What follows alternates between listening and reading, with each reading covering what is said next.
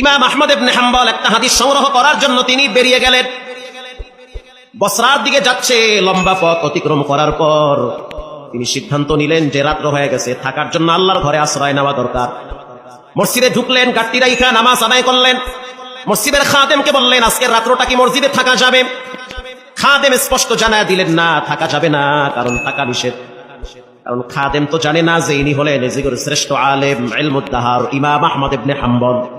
যে যারে চিনে সে তারে মানে, যে যারে চিনে না সে তারে মানতে চায় না, মানতে চায়। গাট্টি লইয়া বের হয়ে গেছে। এশারের নামাজ আর এক মসজিদে পড়লো। নামাজের পরে খাদেমকে বলল, একটু থাকার জন্য বারান্দাটা খুলে দাও। খাদেম বলল, হবে না, কমিটি বলেছে রাত্রিবেলা এখানে কাউকে থাকতে দেওয়া হবে না। খাদেম যদি জানতো ইনি হলেন শ্রেষ্ঠ আলেম, মসজিদে রাখতেন না, মাথায় করে বাড়ি নিয়ে যেতেন। কিন্তু খাদেম তো চিনে না। আগের যুগের আল্লাহওয়ালাদের ভিতরে কোনো ভাবসাব ছিল না, তারা আশাবাসীরা চলতো, মানুষ তাদেরকে খুঁজা বের করত।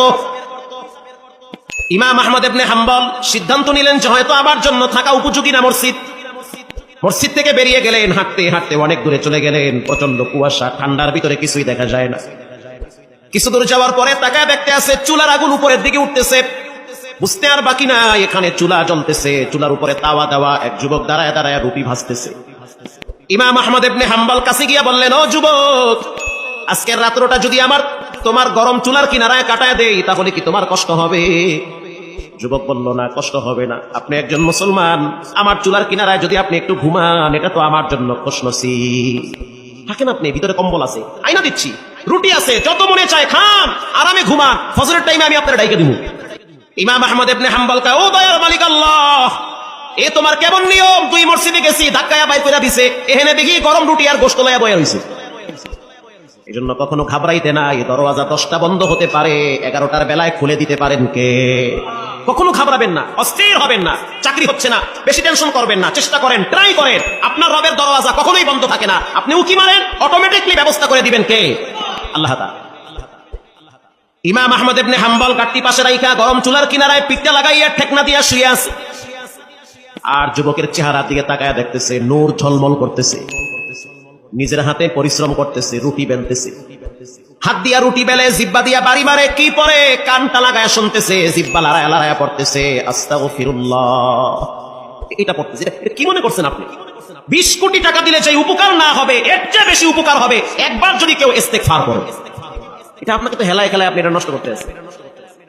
আবার শুনতে আছে, জিব্বা লড়াইয়া পরে আস্তাগফিরুল্লাহ, রুটি বেলতে আছে আর পরে আস্তাগফিরুল্লাহ, রুটি তাওয়ায় দেয় পরে আস্তাগফিরুল্লাহ। যে যারে চিনে সে তারে মানে, যে যার পরিচয় পায় সে তার জন্য পাগল হয়ে যায়। যে তার রবকে চিনছে, জীবন চলে গেল, ফজরের টাইমে ঘুমায় থাকতে পারে না। যে তার আল্লাহকে চিনা ফেলাইছে, যে মনে করে যে আমার হায়াতের মালিক আল্লাহ, আমার মতো অনেক মানুষকে রব্বুল আলামিন পঙ্গু বানাইয়া বিছানায় ফালাইয়া রাখছে। অনেক যুবককে গাড়ি অ্যাক্সিডেন্টের মাধ্যমে কবরের বাসিন্দা বানায় দিছি। হঠাৎ হঠাৎ মানুষদেরকে আল্লাহ তাআলা দুনিয়া থেকে বিদায় করতেছে। কত যুবককে রব্বুল আলামিন ঘুমের ভিতরে জায়গায় প্যারালাইজ বানায়া দিছে। যে তার রবকে চিনে, জীবন চলে গেল, সে গুনাহের রাস্তায় পা বাড়াইতে পারে না। ইমাম আহমদ ইবনে হাম্বল তাকায় দেখতে আছে, যুবক রুটি ভাজে আর পরে আস্তাগফিরুল্লাহ। কাস্টমার দোকানে ঢুকতেছে, পড়তেছে আস্তাগফিরুল্লাহ, রুটি খাচ্ছে, পরে আস্তাগফিরুল্লাহ। কাস্টমার টাকা দেয়, টাকা ক্যাশ বাক্সে ঢুকায়, পরে আস্তাগফিরুল্লাহ। ইমাম আহমদ ইবনে হাম্বল আশ্চর্য হয়ে গেলেন, কৌতূহল বশত প্রশ্ন করলেন, এটা কোন তসবিহ? খালি আস্তাগফিরুল্লাহই পড়ে? এই যুবক, কি পড়ো রে ভাই?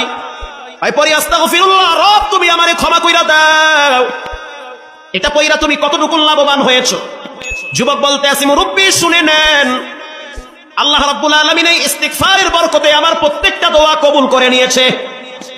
আর আস্তে বাইতে গিয়ে কল সুবহানাল্লাহ। আপনি কি মনে করছেন সব দোয়া কবুল? আল্লাহ আমাকে মুস্তাজাবুদ দাওয়া বানায়া দিয়েছে। মুস্তাজাবুদ দাওয়া তাকে বলা হয় যার প্রতিটা দোয়া কবুল করেন কে? সব দোয়া কবুল।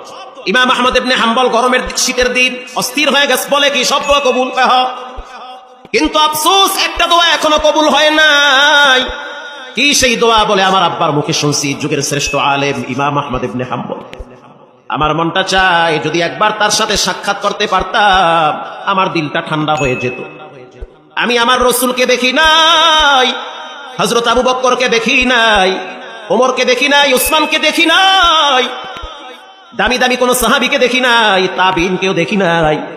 তবে আব্বার মুখে শুনছি যুগের শ্রেষ্ঠ আলেম ইমাম আহমদ ইবনে হাম্বল নাকি শ্রেষ্ঠ আলেম, শ্রেষ্ঠ বুজুর্গ। যদি একবার তারে পাইতাম হাতের সাথে হাতটা লাগাইয়া মুসাফা করতাম।